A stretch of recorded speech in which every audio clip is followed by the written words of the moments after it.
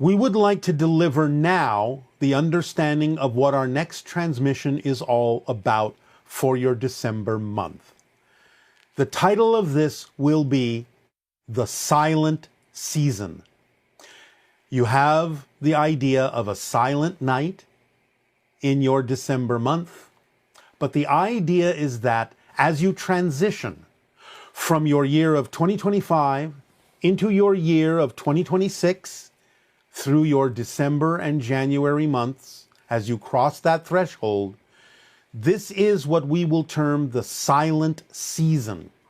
It is important for you in a centered, balanced, in an almost meditative state to be within yourself, to be within your sphere, to be within your bubble, which can still include others, but almost like going within into a silent space to help you go through this transition into the year in which more and more awareness of our existence, of extraterrestrials, of disclosure will be coming about. So we will deliver a very specific collective permission slip that will help you go through this transitional period in the way that is representative of being in a silent season where everything is quiet, where everything is gathering,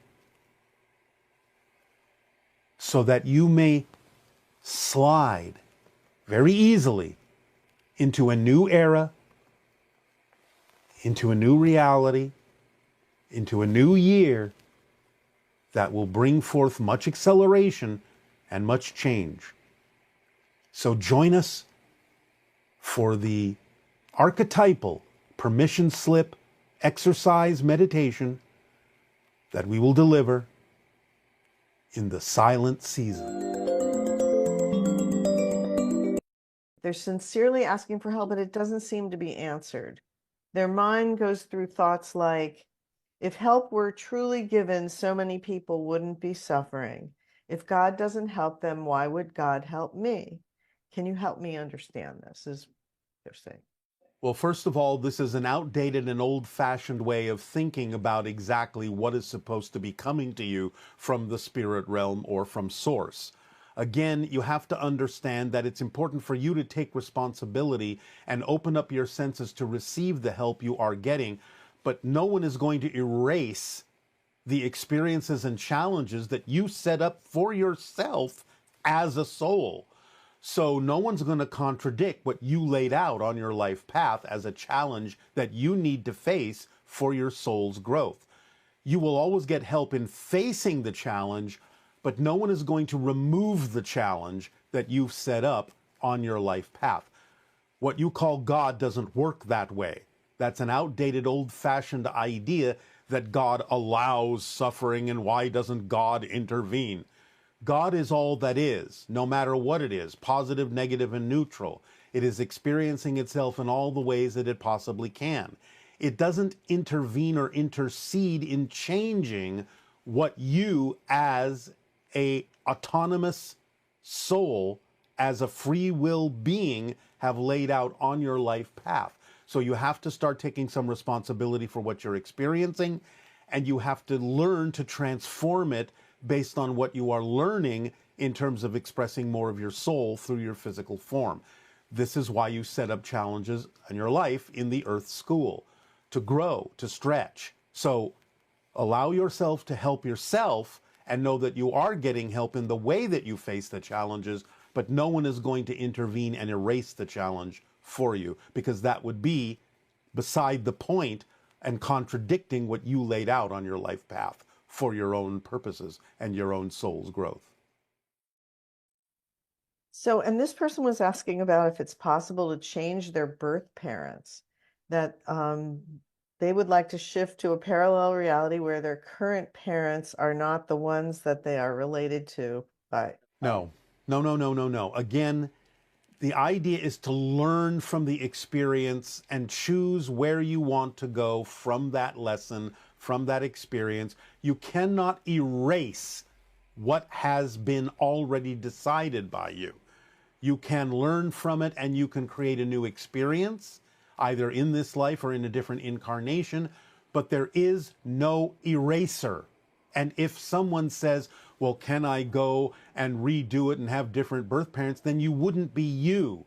You would be another person entirely. So you have to understand more clearly how this works.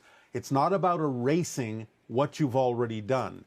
It's about learning from it. And if you do something different, you're a different person anyway, even in a new incarnation. You cannot erase what you've already decided to experience. There is no eraser for that.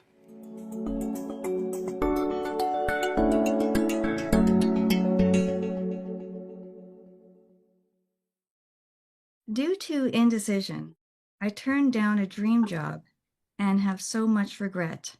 I wish I had not, and it's the hardest thing. Is there a way to manifest a similar opportunity to feel like I'm resonating with my soul path again? Yes, of course. First, you have to give up regret. You have to give up the idea that you made a mistake. You have to learn the lesson and move forward, learning the lesson, knowing that you can absolutely, by following the formula, attract what you need in life. And if it's not absolutely identical as an experience, it will be similar enough that it will fulfill you. So don't look for it to be the same as it might have been. Let go of the regret and move forward by following the formula, knowing that whatever form it takes and however it looks, it will feel as fulfilling as whatever that past expression of it might have been.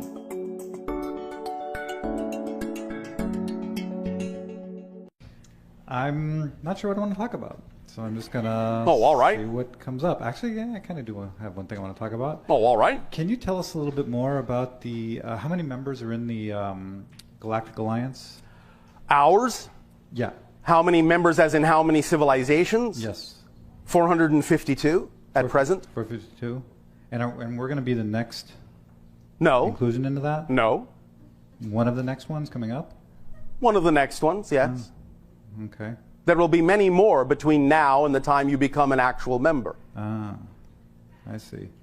And are most of those societies like ours, like yours? Are they like, can you describe them? We have described some of them from time to time. What would you like us to describe about them? I don't know, their physical forms, their likes All and right. dislikes. All right. Or maybe, actually, here's one question. What brings them all together? What is the common goal?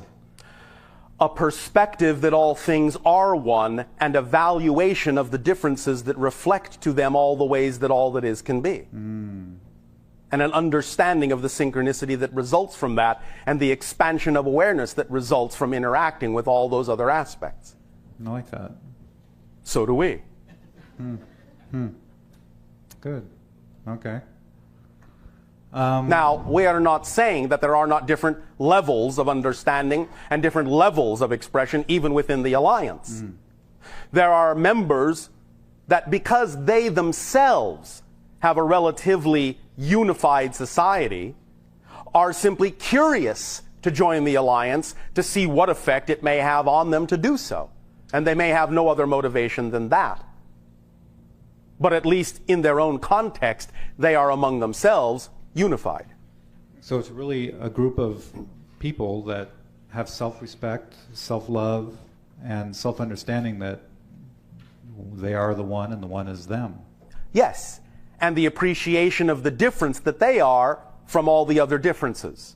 Okay. And the difference that everyone else is from them. Wow.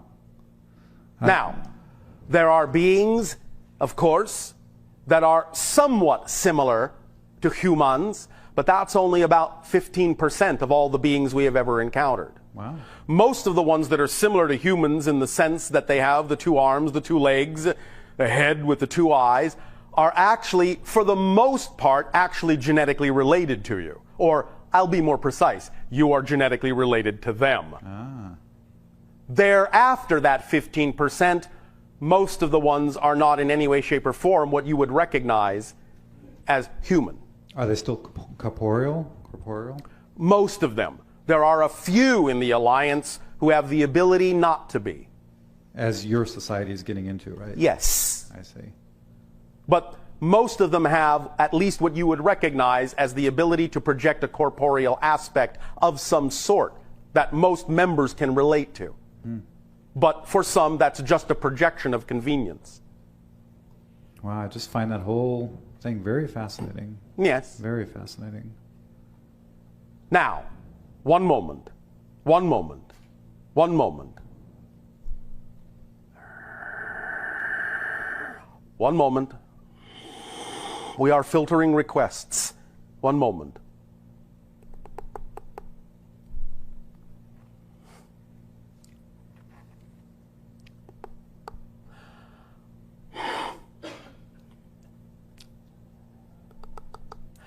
Imagine, if you will, or if you can, that you have 4 legs, not 2, and that you are basically, to what you would consider to be now, upside down and backwards. In that your torso is hanging from the legs, not standing on top of them. I see. You follow me? Yeah. Now, imagine, if you will, that this being can move in any direction it wishes because its vision is 360 degrees. Do you understand? Yeah. One moment. Imagine, if you will, off of each of the 4 legs are also an extension that are manipulators, or what you would call hands, although they look nothing like yours. Which means the being can move in any direction it wishes to and still achieve the same degree of manipulation in its reality. In that sense, these beings have never developed the concept exactly that you recognize as quadrants, or north-south, east and west. To them, it's all the same and based on the idea of radial patterns that only expand uniformly. Wow. Or contract uniformly. They do not have the same kind of sense of direction that you do. Wow, I get it. Cool. A very, very, very, very loose vibrational translation of what they call themselves would be the freeing. Say that again. Freeing. Gesundheit. Thank you.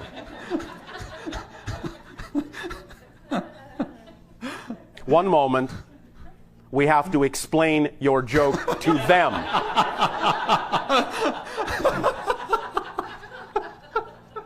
They don't get it. Well, tell them there's no offense. No offense taken, they just don't get it. Okay. They do not have the mechanisms that you have that cause sneezing. Okay. Once, twice, or 3 times a day, depending upon the philosophy that is held in the society, all of their vacuoles open and a strong, stiff breeze is created to blow through them to clean their systems out. They do not sneeze as such, but they have 1, 2, or 3 blows a day.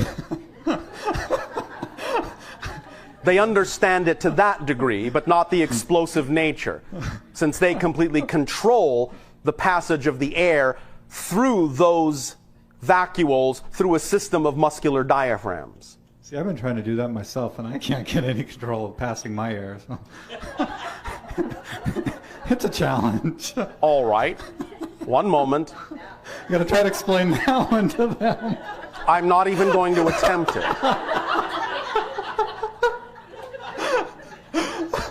I'm just playing around. I know that. They are a little bit confused, Yeah, but that's all right. understand. They simply understand that they have to chalk it up to the differences between us and are fascinated to some degree as they can understand it by what you are saying and realize through the images we are imparting to them telepathically that you look, of course, very different than they do. And actually they are wondering how you can even stand up. I wonder that myself. It's not that they have not encountered other bipedal forms, but because they are so innately four-legged, it always seems a little bit mysterious to them and curious to them that something can actually balance on two. And so they wonder at that. And it is part of their appreciation of the differences.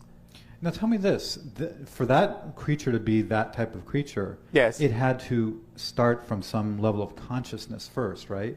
Just like we started from a level of consciousness that then produced a bipedal being. Well, if you mean it that way, yes, although remember that on the spirit level, we're all the same kind of consciousness, choosing to experience incarnations in a variety of forms. But as you mean the consciousness of the material evolutionary world itself, yes, there were what you would call primary forms before the form that is now in existence. I see.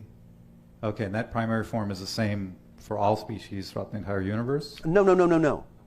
I am saying that in their environment, there was an initial form that actually had 8 legs and over time evolved into that which has 4 and has grown larger in its domain and has become, in your terms, capable of supporting incarnational spirit and expressing intelligence in a way that you would recognize as a civilization. Okay. Okay. Well, it's true that everything starts from consciousness first, right? Well, everything is consciousness. Of course, on that context, yes. If you want to call that the primal form, then yes. Everything starts from the same primal consciousness.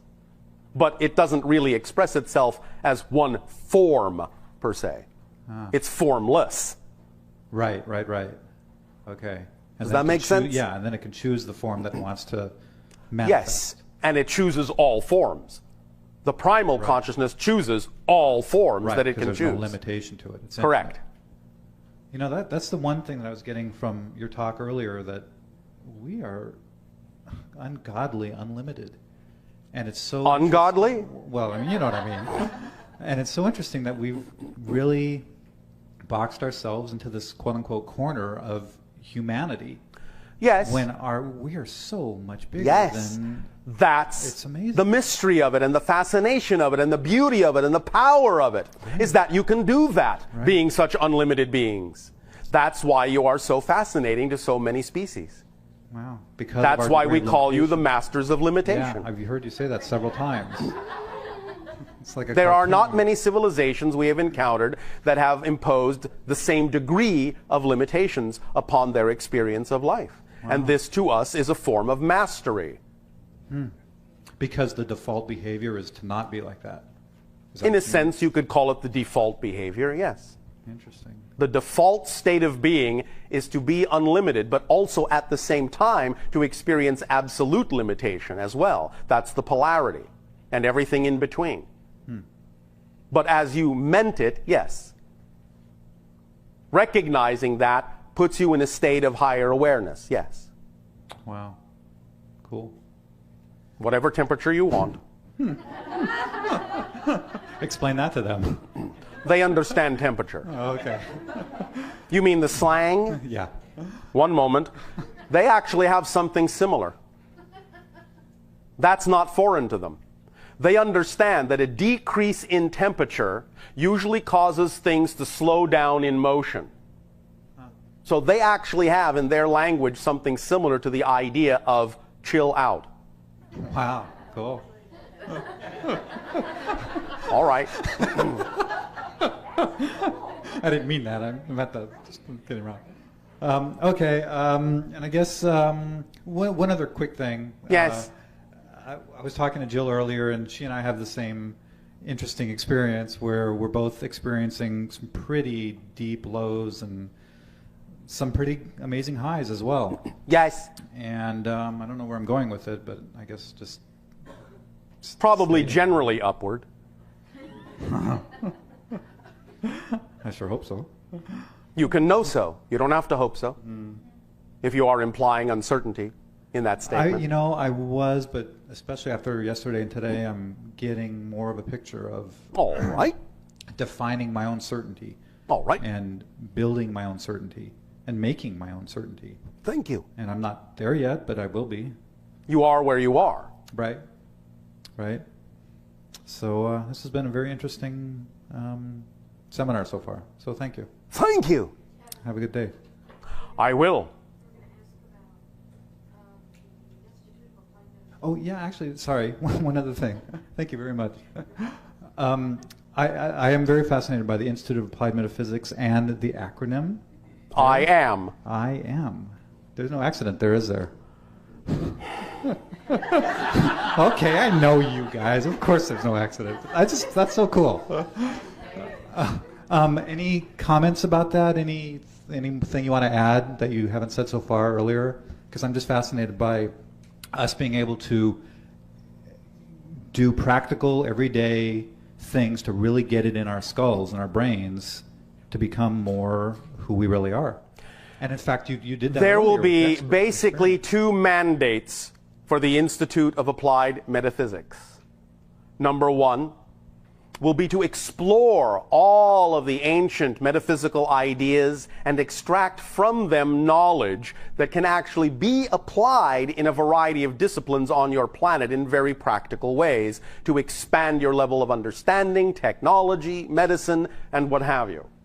The second mandate is to provide the idea of general knowledge itself and explore and experience the expansion of yourselves through a variety of learning techniques and access to a variety of archives of knowledge.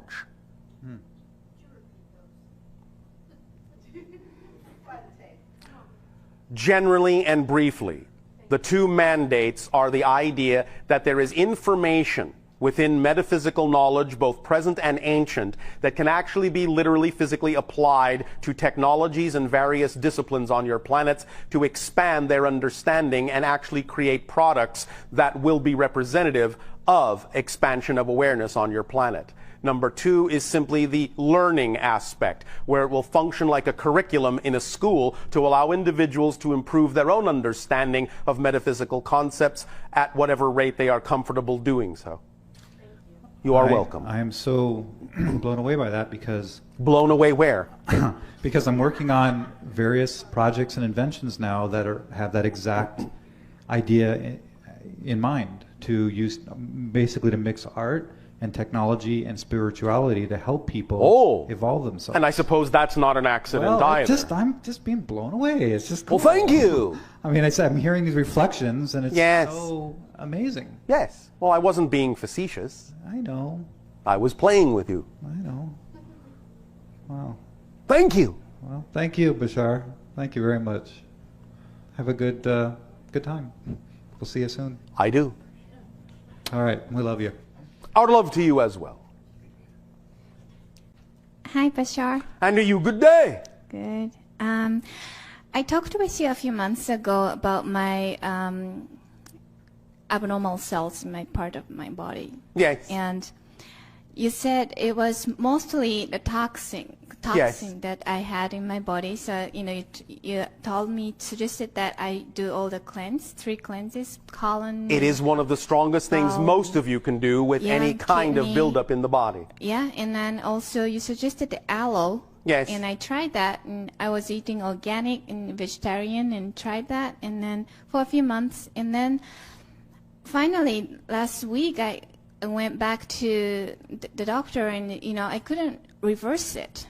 All right. And so I had to kind of do the procedure. All right. And I wanted to. My question is, why? Why? What was it is always best to allow yourself the opportunity to see if your belief systems will allow you to do the most natural thing.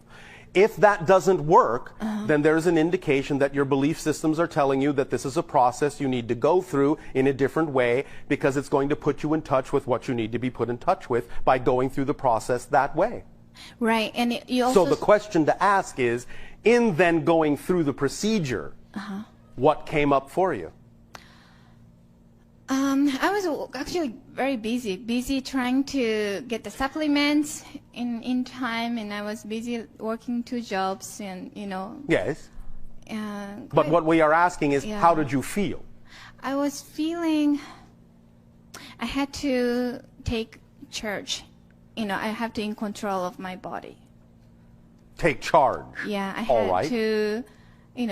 I need to do this. All right. In order for me to heal. All right. And But and also I felt like I was trying to push it away All right. instead of embracing it. All right, very good. And, So that revealed something about yourself that you can now deal with.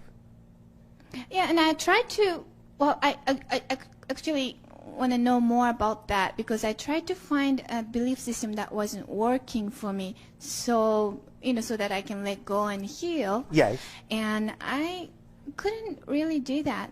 Maybe anger, maybe not unforgiving, unforgiveness. All right, well, since you are coming up with these concepts, what is it that you are still angry or unforgiving about? What has happened in your life that you find difficult to let go of in terms of anger and forgiveness? What happened? Yes. Well, what happened? I guess the big incident was I was threatened about me living here and Threatened in what way? like legality of my status All in the right. United States and So in that sense, some part of you is still holding on to the idea that you don't belong? yeah, that's true. All right. Yeah, So you are dealing with that idea of, in some sense, being a foreign object right. in a body that wants to get rid of you. Say that again. You are acting or believing that you are a foreign object in a body that doesn't want you, that won't accept you. And so you are, in that sense, mirroring it by creating a foreign object in your own body. And thus, by accepting and embracing and going through it and not rejecting, you can then also see that it is a mirror of what you are going through macroscopically in your reality, What does that mean? Like on the larger scale in your life. Should I? It is about accept it? learning Yeah. why you feel rejected even though someone may reject you.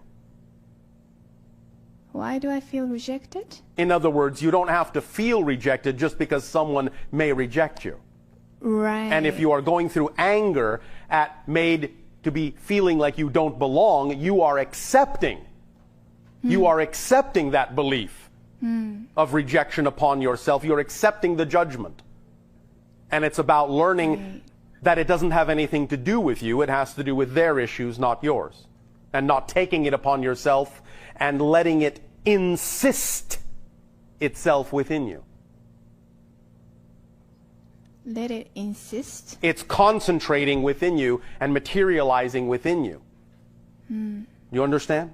So that's the reason you think why I got this? That is the most obvious reflection. There may be other things Yeah. peripherally tied to it. So- But since you brought up the idea of anger and forgiveness Right. at being rejected, it is a metaphor for that idea. You are creating something within your own body that is mirroring the way you feel, like a foreign object in another body. So by trying to remove that abnormal cells, what was I doing? It is all right for you to physically do that, but the idea is to also get the point of why it was there. And the point of why it was there is to allow you to understand that you don't necessarily have to be extracted in the same way if you understand the dynamic of consciousness that's going on that created it. That you feel yourself like a foreign object and allow yourself to stop feeling that way. How To allow do I do yourself to that? know that you belong wherever you say you belong. Wherever you believe you need to be is where you belong. And just because other people might make you feel like you don't, doesn't mean you have to believe that. And treat yourself with the same disrespect. Right, that's true. And thus don't have to be angry about it. You understand? The Yeah. anger will build up in that way materially in your body so that it causes blockages and will allow your body not to flow and will allow certain things to build up that then can be removed one way or another. It's not really about how it is that you allow that to go away. It's about what you learn from why it was there to begin with and how it mirrors what you may be going through in your physical life. And how can I let that go? I just told you. You need to start understanding what it is within you that allows you to accept so easily the judgment of others upon you. I do that all the time. Yes, I know. And I create it too. Yes. So did I you do need to that? practice not doing that. You need to allow yourself to understand who you really are so that you can recognize when something has to do with you and when it doesn't. And when it Right. doesn't have to do with you, don't react to it. It's all about discernment. It's all about recognition of the true self. And only responding in a positive way to what's going on in your life instead of reacting in a negative way and taking upon that energy in some kind of self-judgmental fashion. Right. I do that all the time, and I I want know. to shift. I want Go ahead. And just by, you mean like by really focusing on who I truly am? Yes, I can shift? because when you know who you truly are, you will know what is and isn't relevant to you. And if someone comes up to you and says something that you know has really nothing to do with you, then you will not react to it. However, though, I think I'm from the culture where, you know, Yes. let's say my hair is red. Yes. Somebody says, you know, my hair is black, you know, but somebody says, if somebody is really, you know, confident, and if she or he tells me that my hair is red, and I Yes. say, oh, yeah, probably my hair is red. You know, that's how I grew know, up. that's what I'm talking about. All of you are brought up with different belief systems, and you have to get to the point where you realize exactly which belief systems you've been brought up with work for you and which don't, and to let the ones go that don't. Yeah. So ancestral belief systems aren't any more powerful than any other belief system. She's No, Japanese, although so- you can make them seem as if they are with a belief system that ancestral beliefs are more powerful than any other kind, and many of you do. Many of you make certain kinds of beliefs seem more powerful than other ones. They're all equal. They're not any more powerful than any other belief, but you can have a belief that they are, which makes them experience as if they are. Yeah. So if someone says, well, an entire society telling me this is way more difficult to change than just one person, well, then that's what makes it more difficult, is that belief. And of course, because all beliefs are self-perpetuating and self-fulfilling, a society that holds that belief to be true will obviously want to make sure you learn that belief too in order to perpetuate that belief. That the society's beliefs are more powerful and more overriding than your own. So I can change that belief. Of course you Yeah. can. Okay. And in fact, just by talking about it, you have. If you believe it. Right. Right. Make sense? Yes, that makes sense. And I have one more question. Yes. So what is toxic? Like we talk, Kevin and I talk about sugar. Is sugar toxic? Not generally, but it depends upon the form in which it comes and how it is processed and whether toxins have been used in the manufacturing process. Also, perhaps, the idea of too much of something can be toxic, even though it may not generally be so. Okay. So Because if you overload a system, Yeah. then obviously the system will collapse. Even if what you are putting through it normally is the same substance, as long as the correct amount for that system is going through, it will be fine. But if you overload it, obviously in some senses, it will not survive. right, like refined sugar, is that bad for us? It depends upon the refinement process. If you're talking about the idea of a relatively natural refinement process, it is probably fine in moderate amounts. If you're talking about some sort of artificial process that introduces toxins in the refinement process, then probably you are receiving toxins. Okay. Again, this is simply common sense. I didn't know. M and M's. Yes. Well, a few M&Ms are probably fine. 10,000 might be overloading the system. Again, the idea is that generally speaking, even in a relatively toxic planet such as yours, things in relative moderation will probably be generally all right for you as long as you keep yourself cleansed and detoxified. Do the best you can within that system and do things in moderation that way. Yeah. The idea, of course, is that if you overdo it, There's an issue there and a belief system that needs to be addressed as to why you would do that, because there is no other reason why you need to, unless there's an issue that says you must. Because if you are simply regulating yourself naturally, you will find that your body consciousness will know what it needs at any given moment, and you will ingest exactly just so much of that and no more, because it will feel unnatural to do so.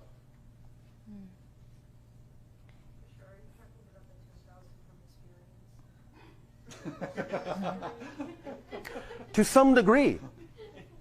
Because you must understand that the channel before you is my past self. And the channel before you, at one point in his life, was told about the effects of too much sugar. And in surpassing a certain amount, developed an allergic reaction to it. And can now no longer consume it without painful consequences. And so, in a sense, yes, from experience. Although it wasn't M&M's. Thank you, Bashar. Thank you. One moment.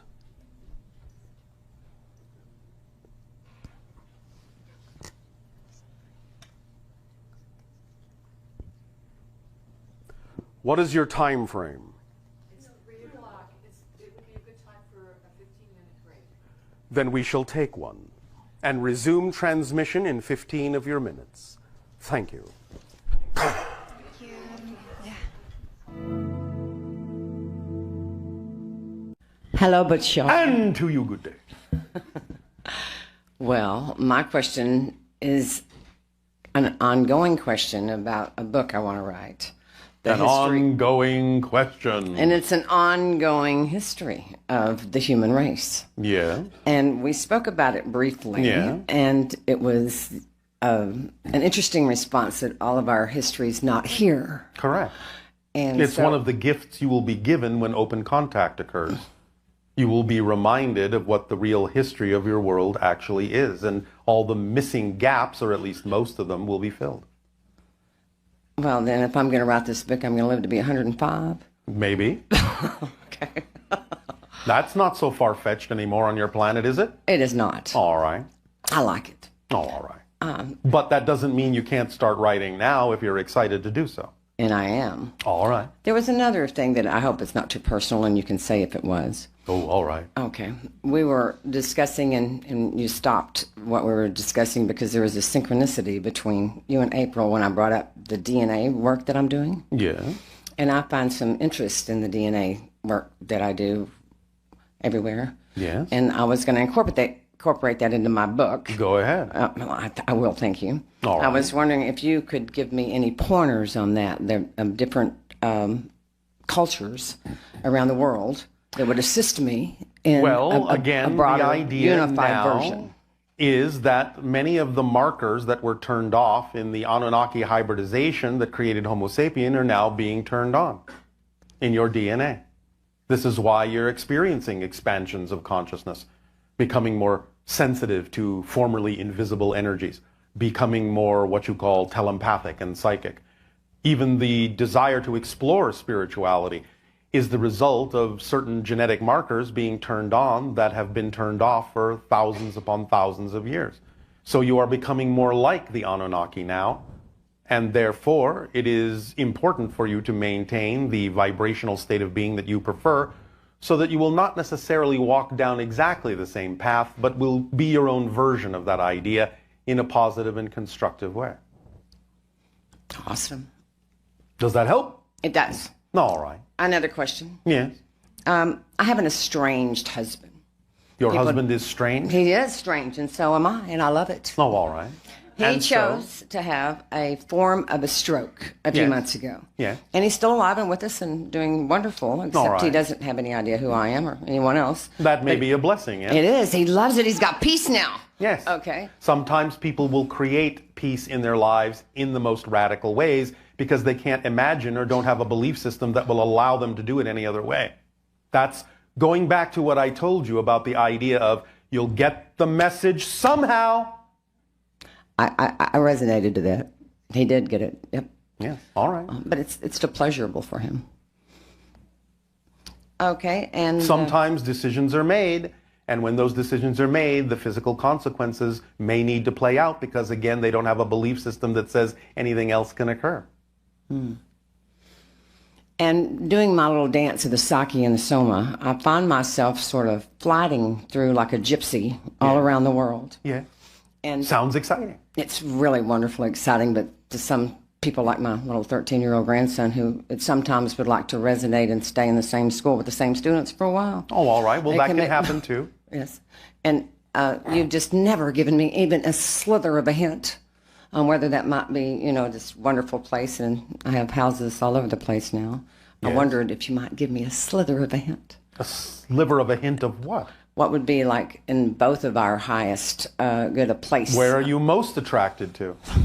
As we go back to the idea of explaining, as we did in the beginning of this transmission, there is usually something that is at least slightly more exciting than any other option. And if, again, it seems as if the excitement is absolutely dead equal, then it doesn't matter which one you choose, because if you choose the one that's not the path of least resistance, it will show you and turn you around to the other path. So the only thing you need to do is determine if something has a little bit more excitement than anything else, or even if it doesn't, just make a decision so that you can move forward and let the automatic device show you whether or not that is the path or not.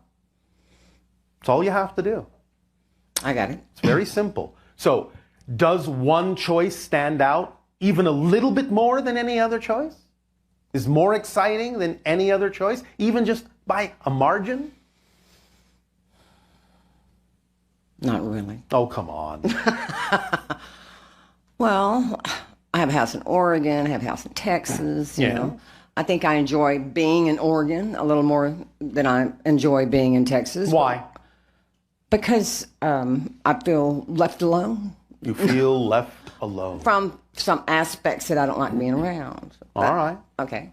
But when I stay in Oregon for a while, Yeah. then I get kind of tired of Oregon. So I haven't found the You get place. tired of Oregon? I do. Or you get tired of yourself in Oregon? I get tired of myself in Oregon. All right. It's not exciting enough. All right. And so you go with the flow. So in general, what you're saying is your highest excitement is that there is no one place. That's true. There you go. That's your highest excitement. And so Your place is every place. I love it. That's what I keep trying to tell my grandson, who continues to tell me, hey, I would really like to settle down in high school. Then let him. Okay. Does he have to go with you all the time? He does not. There you go. Awesome. Problem solved. Problem solved. That was difficult, wasn't it? Freeing. All right. Last question. I have a parrot. His name is Oscar. All right. It's just uncertain at how old he is. My grandson was kind of wondering if he was between 35 and 40 and some message from my parrot. He's just a wonderful friend of mine. And what do you wish to know? His age. His age? Yeah. 39. Thank you, Bashar. Love you. You as well.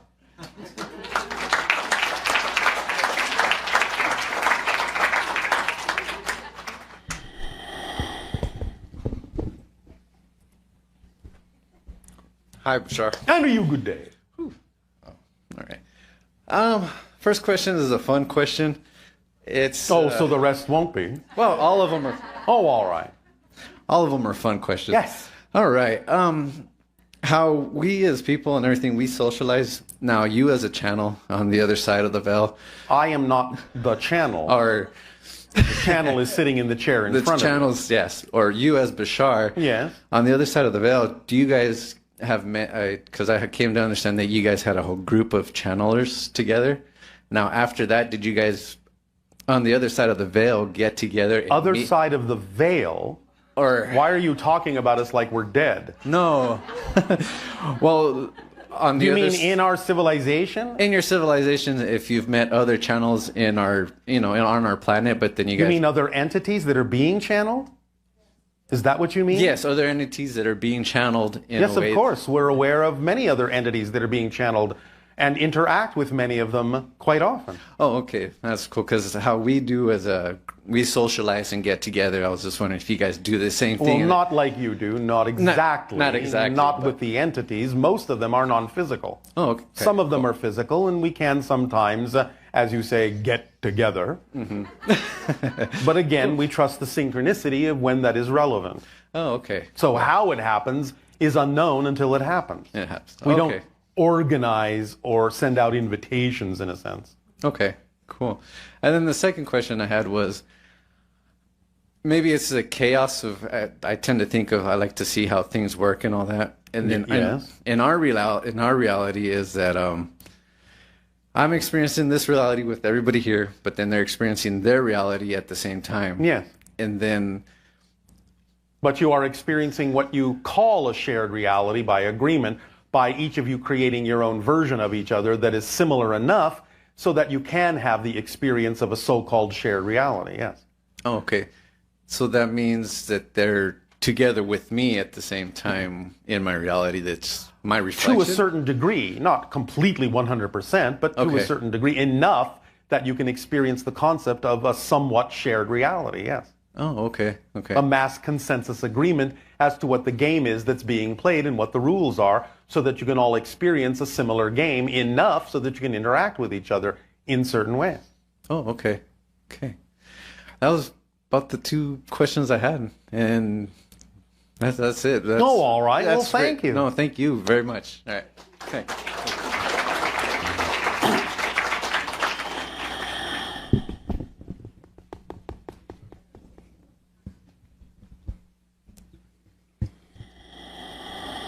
Hello, Bashar.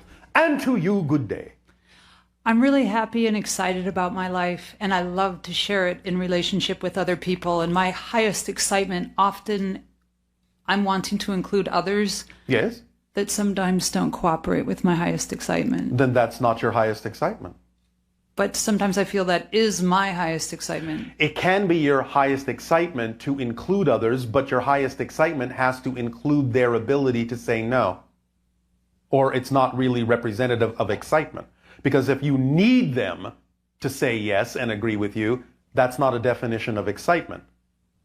Okay. Excitement allows others to be who they are, knowing that whatever their response or reaction may be to your offering of sharing is exactly appropriate for them at that moment, and therefore you allow them to be who they are in the same way you would like them to allow you to be who you prefer to be.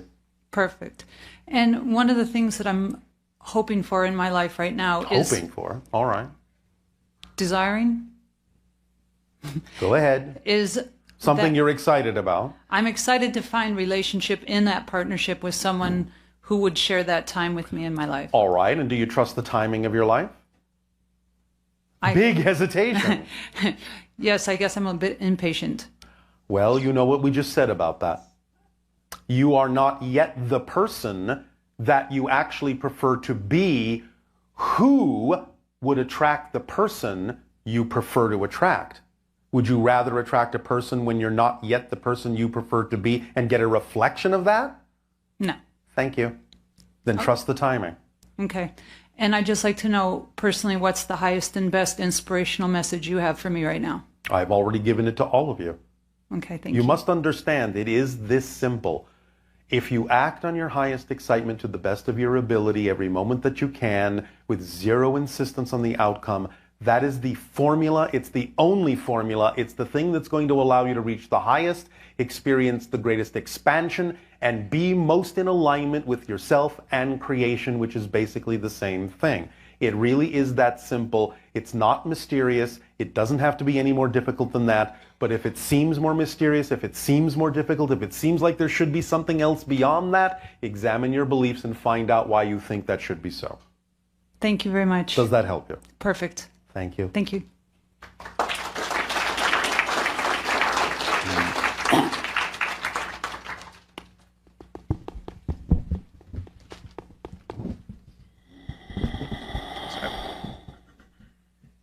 Hello, Bashar. And to you, good day. Good day. So my highest excitement in life is creating like processes or like permission slips for people to use to understand that beliefs create their own reality. All right. And my interest lately has been understanding the belief systems of like enlightened masters. Yes. So like when it comes to They are beyond belief.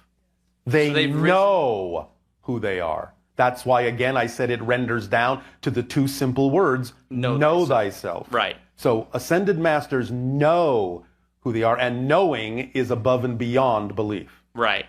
So my question is, can you give examples of maybe Jesus or Buddha, that how they transcended limited beliefs that they had, and what permission slips they used to get from the limiting belief and then transcending it? What kind of permission slips did they use in their lives? They used life itself. Does that make sense to you? They trusted that whatever would happen in life would be exactly what they needed to achieve that transcendence. They trusted life perfectly, 100%, that it would deliver exactly the processes they needed to experience transcendence. That's what they knew for a fact. So were they born with that, or Some were. Well, in a sense, all of you are. Right. But some are born with the realization of that, and some of them have chosen to go through a process to gain realization of that. What would that process be? Whatever process happened to them is what I'm saying. It's not a specific process that works for everyone. Right. I'm simply saying some of them chose to go through the process of whatever would come to them that would put them through a process. In other words, again, they trusted how their life unfolded. So can you give me an example of something that happened maybe in Buddha's life or Jesus' life that got them to go to transcend that, to know thyself? That's something... Well, being nailed to a cross did it. Okay. What about Buddha? The idea is seeing the light in the darkness for Buddha. Recognizing suddenly in an instant understanding, what you would call a gestalt awareness, that a single candle at night in the darkness is all that is necessary to illuminate the entirety of creation, if you know how to look. Okay, thank you. Now, I was being a tiny bit facetious with the idea of being nailed to a cross, but only a tiny bit. Because what we are actually saying is they were willing to allow themselves to be taken to extremes to actually transcend past the idea that any of those things can actually affect who you really are as an eternal, indestructible being. So that was the process that was allowed there. I see. Yes? Yes, thank you. So when it comes to my feeling as I've been studying... No, one moment. Are you sure? Oh, all right. We are being asked to ask you, this may come in the form of what you call a joke.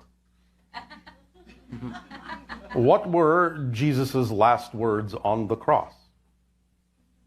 Nailed it.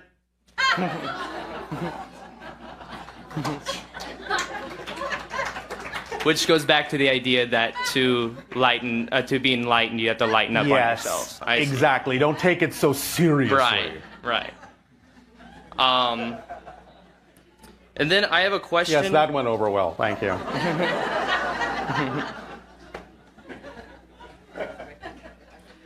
And then in the prior transmissions, you've talked about how the... One moment. Isn't it interesting that nobody asked who you are? Just plowed right ahead. Who are you? The one that gave the joke was Jesus. Oh, right on. Remember that one of your biblical quotes is, "My joy I leave with you." Yes? Yeah. All right. So now you may plow ahead. Thank you.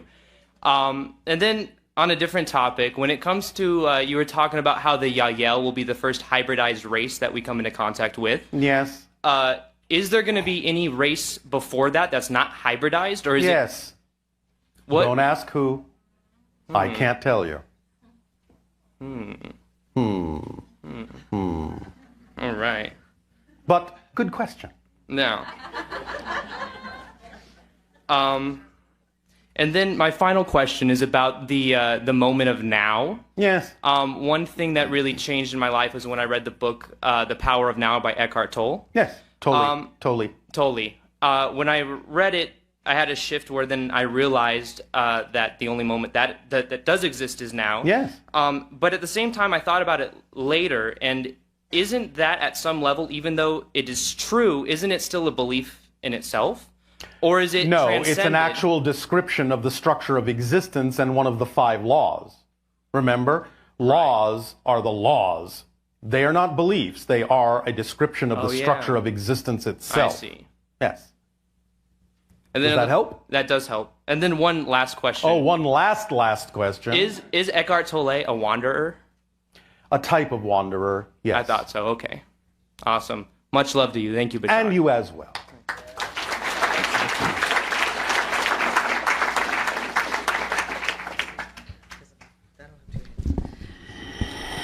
So we're actually a little ahead of schedule. So Not really. I mean, can Not we? really. Perfect timing. Okay, so you don't want another question or beyond what I was. You may gonna do? ask your Ustream question. All right. Well. Okay. Well, there are several. Well, so- there you go. Okay. We'll see how far you get. We'll see. Okay, what if your highest excitement includes something long term, such as having a child, Yes. and you run out of that excitement? You are stuck in a position where you can't get rid of the child, but being a parent is no longer your excitement. We would suggest that you re-examine the idea that the initial creation then was not made within the vibration of excitement, but within the definition of an idea that excitement would wane. And that's a different definition than the definition of excitement. So the person had the definition of excitement that you can never really keep that level of excitement Exactly. going. It goes away after a And while. that is not a definition of excitement. And so they manifested a child that supported the reflection of that belief. Absolutely. You understand perfectly.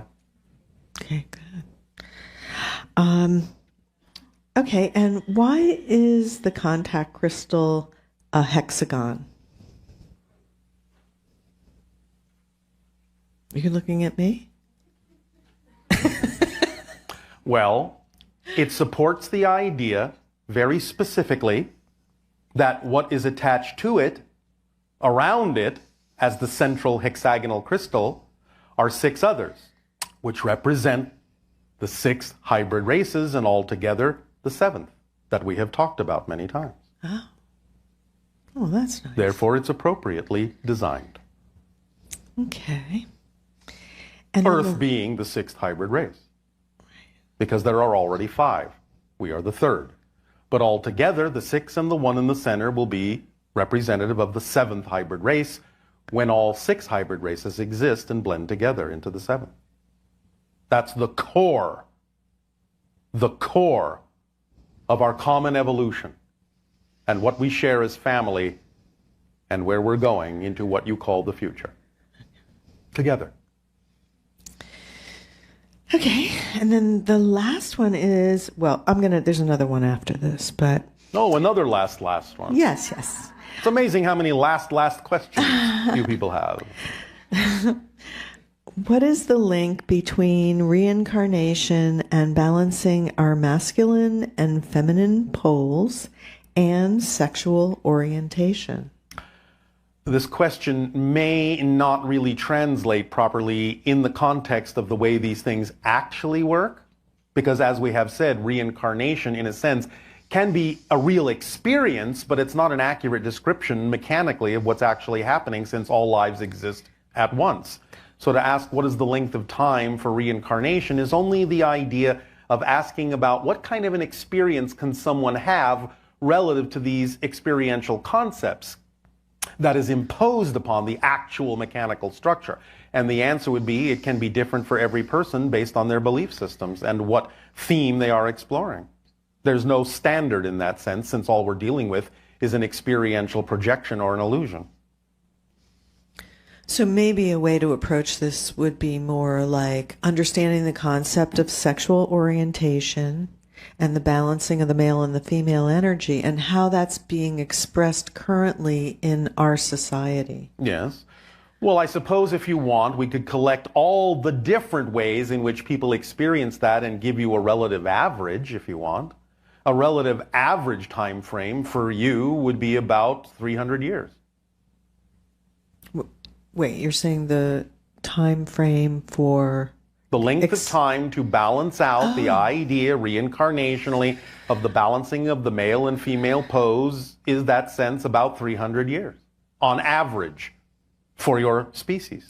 And isn't that like one of the most critical elements of our imbalance right now, the imbalance between male and female? It's one of them, yes. And a lot of people are exploring their sexual orientation in a reality now where there's more allowance for that. Yes. And therefore you are changing the average. Used to be about 1,000 years. Wow. And so when you were talking about the markers turning on, like I remember you telling me that actually you create the state of being where the markers are turned on. It's not like somebody from outside comes in and turns on your markers. Correct. So the first thing is by getting into the higher vibrational states, by going gamma and by following your passion. Yes. That by doing that, it then allows you to turn on your own markers that are already there. Yes. Which then allows you to access more, I would say. Yes. This is another version of the old idea that we've discussed where you think you're only using 10% of your brain, but in fact you're using 100% of your brain to make it seem as if you're only using 10%. So now, as you expand, you start using 100% of your brain to make it seem as if you're using more than 10%. But you've always been using 100%. It's just that you're hiding some of the effects from yourself because you don't believe you're ready for them. So when you have been sharing with us about following your excitement, one thing that I've learned over time is that the precision with which you're capable of expressing your excitement in a way that it is not clouded or... Yes. The precision with which you are capable of clearly understanding the mechanism and how it works and why it expresses itself that way is of paramount importance. Because it always harkens back to the idea of the eye of the needle, that in order to truly move to that level of experience, you have to be willing to let go of any definitions that are impeding your ability to truly express your excitement. Yes, this is again another analogy of dropping baggage that has nothing to do with you. But in the actual experience of it, what we've seen is that a lot of people follow their excitement, but they're not really sure if it's 100% that they're expressing their excitement. But this is the process that you're going through, is learning how to be more discerning about what is and isn't. And one of those big issues is it anxiety or is it coming from a place of true excitement? Yes, that's the discernment you need to develop. And all it takes is absolute honesty and a willingness to investigate those things and to not be afraid if you encounter fear-based beliefs, because they're only beliefs and can be changed. So perhaps one of the ways to determine whether it's anxiety or excitement is to see whether or not, in a sense, roadblocks or things come up in the path that say, no, you can't do this anymore. You need to do something different. Or you need to express this in a different way, because otherwise you could be doing your excitement thinking you are, but you're actually expressing anxiety. Yes. And then... that can be one of the ways. That's why we said there are things to look at that are specifically the things that make you unable to actually take action on your excitement that you have agreed to abide by. And it can be as simple as another person who's in a more, I guess, has more dominion in a situation saying, no, you can't do that. It can come that way. In a sense, it can come that way as long, again, as the person saying that this is not appropriate is coming from a place also of centeredness. Yes. So I know it's just so challenging. I mean, it's juicy in the sense that you live on a juicy planet. There is a complexity to really getting in touch with what's anxiety and what's excitement. Yes, That's there is a rich thing. complexity, but it's still not complicated. Yeah, I wonder, is there almost like a litmus test. Good grief. A litmus test that you can use with yourself to test whether is this anxiety or is this excitement? Yes, there are many. You want to share one? What if I don't? It's okay. How do you feel about that? How do I feel about that? If you say you don't feel like it? Yes. Well, you know, then I'll probably think of something myself. All right, well, that's a litmus test. What, because I'm not getting upset with you for not doing it? Exactly. Oh, and that was the other thing you were talking about, where it's like the way to test, like you were talking about when you're in a situation where another person has a different point of view than you do. Yes. And the idea is to go within and see if you're reacting to the other person's point of view, particularly if what they're suggesting is making you feel disempowered. Because they're not making you feel disempowered. You're making yourself feel disempowered. That's the honest litmus test, is to take full responsibility for what you feel. Right. It doesn't matter whether anyone else's intention is to get you to feel that or not. You are utterly responsible, all of you, for what you feel. And when you take full responsibility for it, then you'll be able to clearly understand what belief systems exist within you that are generating that feeling, and you'll understand the purpose that the interaction served to put you in touch with something within yourself you needed to be in touch with, so you could clear yourself regardless of whether the other person clears themselves or not. Right. Or even needs clearing or not. Right, because the idea is anytime you're actually getting into an argument with someone, that shows you that you're not clear. Yes. Because otherwise you would be approaching the other person with the recognition that they're experiencing a limitation, and that you are wanting to be helpful, supportive. You truly are coming from a place of support and helpfulness. If you truly are, Not the idea of, well, you should change because you're not the way I want you to be, or you're creating a limitation for me that I don't like. Because it doesn't matter what anyone else chooses. You know it has no effect on you if you don't choose to be affected. So ultimately, one of the strongest litmus tests you can use is the one that says, am I feeling an internal reaction to what is happening to me in my reality via another person or something else that's generating an anger feeling that's lasting beyond 15 seconds, a victimization feeling. This is exactly why we often suggest that the question to ask yourself is, what would I have to believe is true about myself in relation to the way I do? Yes. But, you know, then a lot of times it comes down to, well, you know, ultimately everybody here seems to have an issue with self-worth.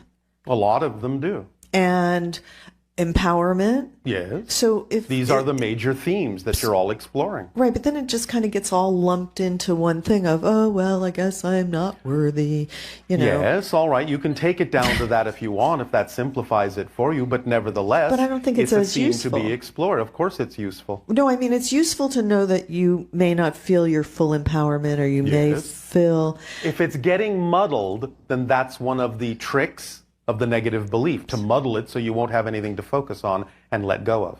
Right. So that's the moment you pull out that piece of paper that when you went through all the negative beliefs, and say, okay, I'm having an internal reaction to something that's happening. Yes. When something doesn't seem to work, you know your definition isn't clear.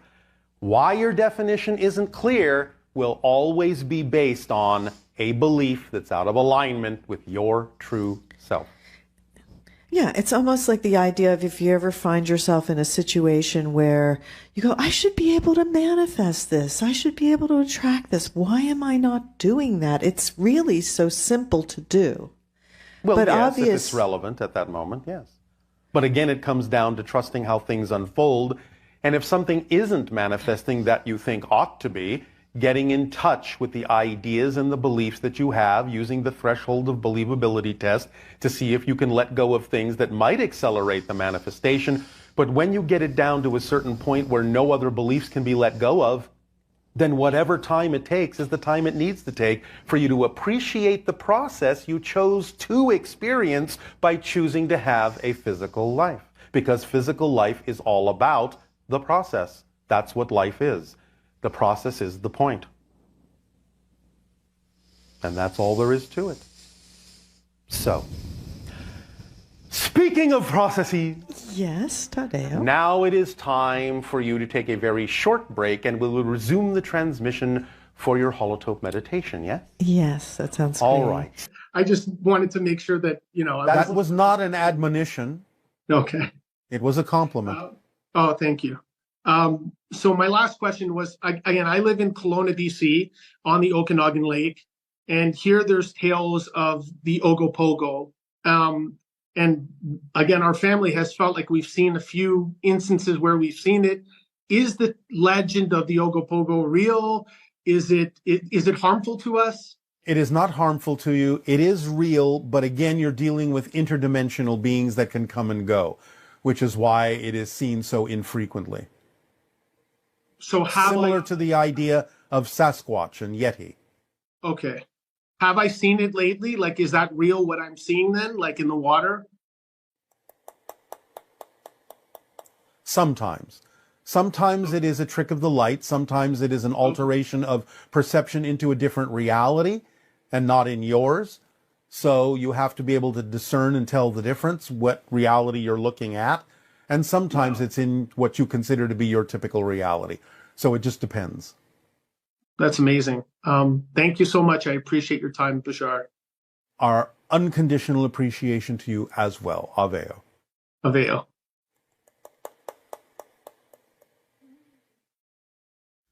Hello, Bashar. I'm wondering if you can provide me information about a species of extraterrestrial beings I met during an astral projection. I saw a male and female of this race. They were very, very lean, extremely low body fat, and dense, ripped muscles on their arms. They had ridges along the side of their face, and they were wearing a black and yellow garment that looked sort of like leather, and it reminded me of the fusion jacket from Dragon Ball Z. It also had ridges along the arms.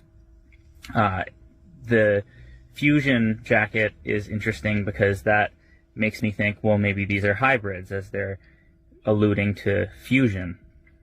And I'd also like to comment that the name Varya came to me, and I'm wondering maybe these beings are connected to the Virgo constellation.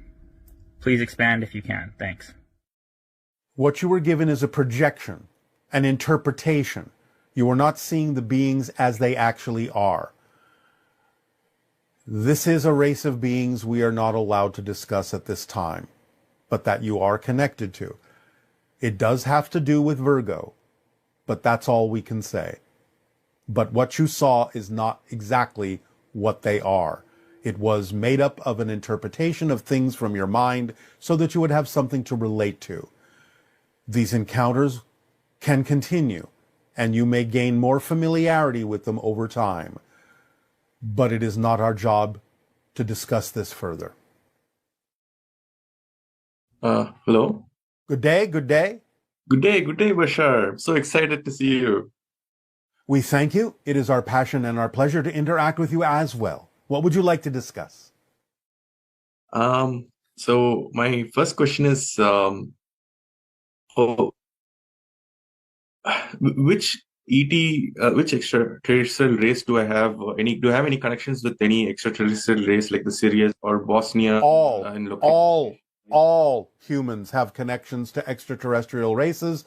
The ones that are most common for humanity are the beings from the Sirius star system, the Pleiadian star system, the ancient Orion systems, Arcturus energy, hybrids, grays, Lyrans sometimes, tall whites, Andromeda galaxy, so on and so forth, plus several others we're not allowed to discuss. But all humans to varying degrees and at different moments have stronger or weaker connections. that they download information and experience from to all of these different ET races that are involved with the evolution of Earth. Okay, thank you. And so, do I have any, extended family members on the other side who are, whom I might meet at some point? Yes, you all have soul family members that are non-physical. Okay, so that when open contact happens, we get to meet them. Is that? You're talking about extraterrestrials, you're talking about spirits. Because when you say family members on the other side, it means spirits. Extraterrestrials. Yes. Extraterrestrial, like people. You may meet some of your extraterrestrial counterparts when open contact occurs, yes. Okay, thank you so much. And another one is about the Judeo-Christian culture. I think you spoke about the Merovingian bloodline. Are they still around? They are. It goes all the way back to the idea of the Anunnaki bloodlines. So it still exists in many individuals. It exists in all of you to some degree. Some individuals, some strains, some cultures have a little bit more of it, more direct route to it than others, but it exists in all of you. Okay. What, with regards to the wars that are, a lot of divisions that we see today, and also, with regards to steps or methods do you recommend to resolve many of these clashes or conflicts and, and the climate as a whole for the earth? Like, what do you recommend the best path? What course of action do you think we should, both as individuals and as a collective? It is very important to let go of fear-based beliefs, negative beliefs, to have understanding and compassion for each other, that each of you walk a different path for a good reason, that there isn't just one way to do things, that there are several ways to do things, as indicated by the number of individual paths that exist, that it all leads to the same place, it all leads home, it all leads to the same source, it all comes from the same source, and to let go of the idea that you have the only truth, the only perspective that counts, but to understand and validate the individual differences among all of you to create true unity, true harmony. But when people give you opinions or truths per se, so how do you settle, or how do you? So is it like a subjective? Is it completely subject to what works for each individual, or is there an ideal path which would works best for most people? Because if this is why we give you. This is why we give you the formula. And the only reason most people don't agree is because they're too caught up in their own belief system and not really looking at the fundamental reasons why those beliefs exist. Once you examine those beliefs and let go of the ones that are truly no longer relevant for you, truly not representative of your core frequency, there will be no disagreement. There will be validation of the differences, and the differences will be seen in a different light.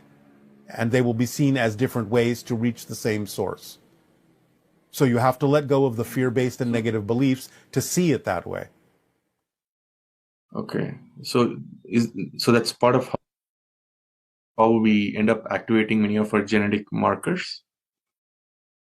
By following the formula, you raise your vibration. By raising your vibrational frequency, you activate the genetic markers that are relevant for you at this time to allow for the expansion of consciousness.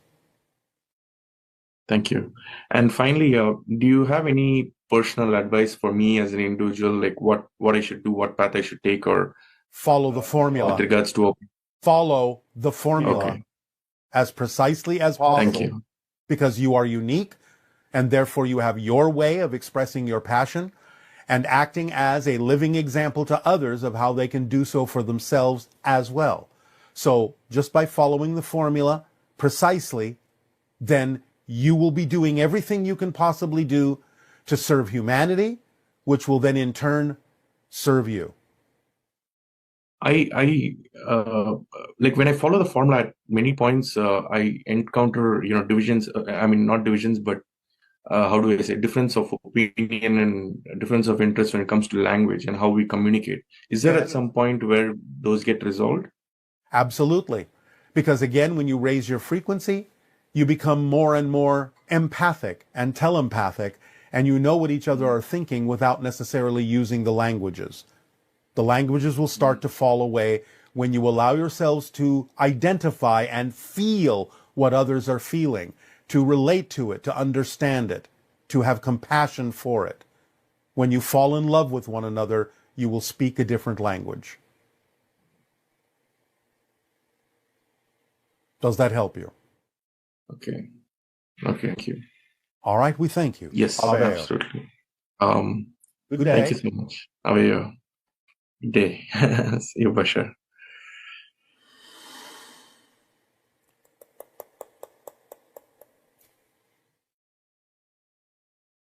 Hi, Bashar. I have a question about an experience that I had. It was kind of like a dream, but it felt real, where aliens came into my house and asked me where I had gotten a big black cube that was sitting on my dining room table. I didn't know what it was or where it came from, and I told them that, and they said that I had wished for it when I was younger. And they mentioned a song that I used to sing from my favorite Disney movie. And then they took me out the window with them.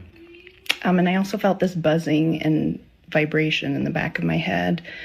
I was just wondering if you could give me any information on that, or if you knew. I'm really curious as to what the black box was, because they said I wished for it, and I'm not really sure. I'm trying to figure out what it is. So thank you. It is the truth about your being and your connection to them and your participation in the hybridization agenda. It was put into the black box so that it would open at the time when it was important for you to remember. It was hidden away until such time as it is important for you to remember your participation in the hybridization agenda. And what you experienced was a memory, not a dream. The buzzing is the effect of transitioning to a different vibrational reality. That's how your body interprets the change in frequency from one reality to another. It's not uncommon for people to experience that in having encounters that shift you to a different reality.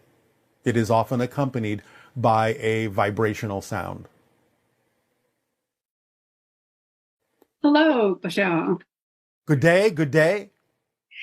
Bashar, I feel like the language as we use it here has no adequate words to express how grateful I am for this opportunity of this exchange. And I would just like to say, with the words that I do have, thank you so much to you, to Darryl, and all the people behind the scenes who make this production and make this interaction possible. It is our passion and our pleasure to do so, and it is our deep appreciation for the co-creation of this interaction to you. Thank you. So I knew that I have just very little time with you today, and I was wondering, if synchronicity will show me what kind of questions I should ask. And then yesterday I saw a huge Dalmatian dog in front of my house, which is quite rare because it's not a dog race that is common here where I live. And I thought, okay, now I got the clue. And the reason why I won this raffle was a dream. I dreamt about the baby that was dressed in a blue overall. It looked to me like a few months old, but it said something that was so funny that my husband and I laughed really, this heartfelt laugh that you don't get often. And I asked it, how come you're so eloquent and so small? And he said something that I can't remember. And then I said, how old are you? And he said, 13 years. And I thought, how come he's so small? This can't be. When I woke up, I thought, wait a minute, this speech pattern that the baby had, this is Bashar, or his people talk like that. I remembered a study that was done with Darryl where they studied the content of the information that he was giving when he's channeling you. And I thought, okay, that has to have that has to do something with Bashar, this whole dream. And I thought, okay, what happened 13 years ago? I have no idea. And then I looked back at my dreams, and I realized that 14 months ago, I had another dream where I was in a blue tube, again, this same blue, this eclectic blue, and I was talking with an ET. And this tube was like a frequency protector. So I was safe from the frequency that